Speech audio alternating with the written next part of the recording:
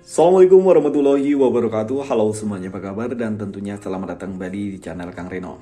Oke, di video kali ini kita akan bahas atau review dua tema spesial anime. Ya, kali ini ada dua rekomendasi tema anime yang menurutku temanya super duper keren. Karena selain keren, tema ini juga tembus hingga ke akar.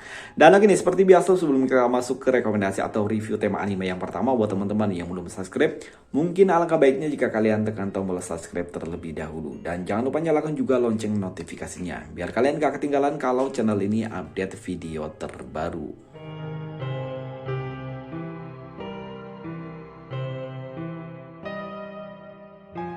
Dan lagi ini adalah rekomendasi tema anime tembus akar yang pertama. Dan seperti biasa nih, kita akan awali reviewnya mulai dari home screen-nya terlebih dahulu. Di bagian atas ini ada sebuah widget jam, hari, kalender, dan juga perakiraan cuaca. Untuk widgetnya di sini unik ya, ada tulisan data basah. Ini keren ya. Sementara untuk icon pack pada tema ini sebenarnya icon pack-nya masih menggunakan tampilan yang standar, tapi di sini dikasih list warna putih dengan sentuhan 3D. Ini icon pack-nya lumayan keren.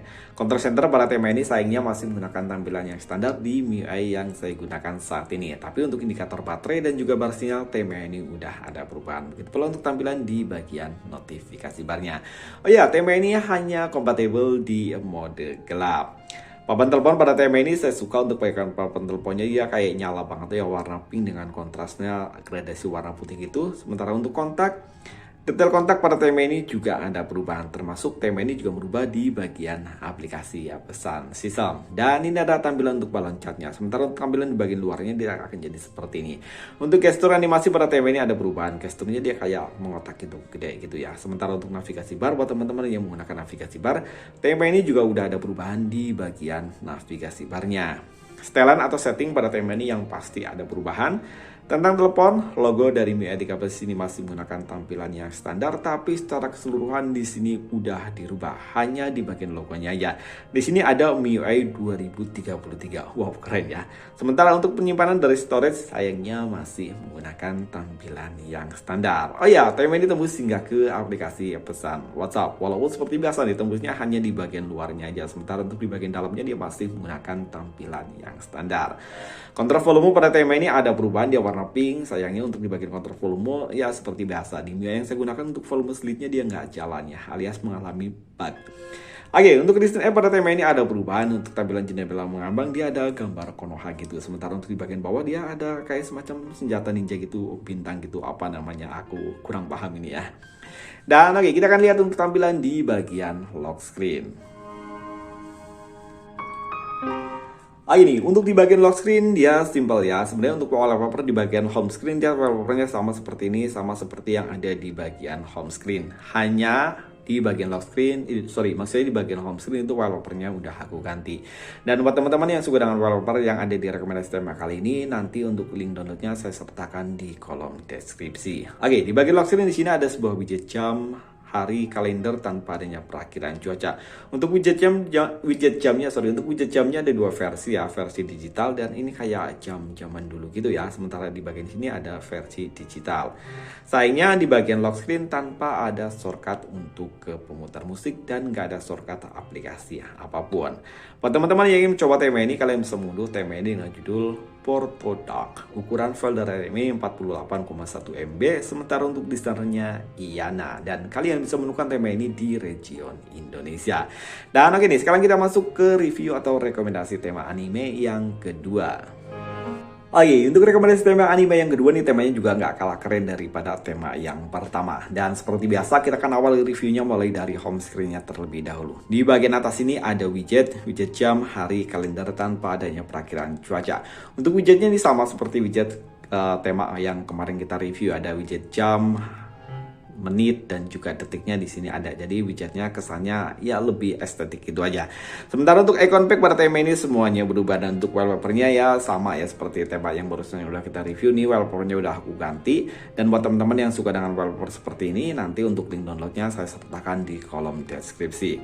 Untuk control center pada tema ini bagusnya udah ada perubahan di MIUI yang saya gunakan. Begitu pula untuk tampilan di bagian indikator baterai dan juga bar sinyal. Sementara untuk notifikasi bar tema ini yang pasti ada perubahan. Ya, Ya, Tokyo Revenger. Tema ini juga sama seperti tema sebelumnya ya, hanya kompatibel di mode gelap aja. Papan telepon pada tema ini ada perubahan dan saya suka untuk numerik numbernya ya. Di sini jelas banget untuk numerik numbernya, setiap angkanya itu pemisahannya keren. Detail kontak pada tema ini yang pasti ada perubahan. Begitu pula untuk tampilan di bagian aplikasi pesan sistem. Dan ini adalah tampilan untuk balon catnya. Sementara untuk gestur animasi pada tema ini sayangnya masih menggunakan tampilan yang standar. Dan buat teman-teman yang menggunakan navigasi bar, kayaknya tema ini juga untuk navigasi barnya dia masih menggunakan tampilan yang standar ya.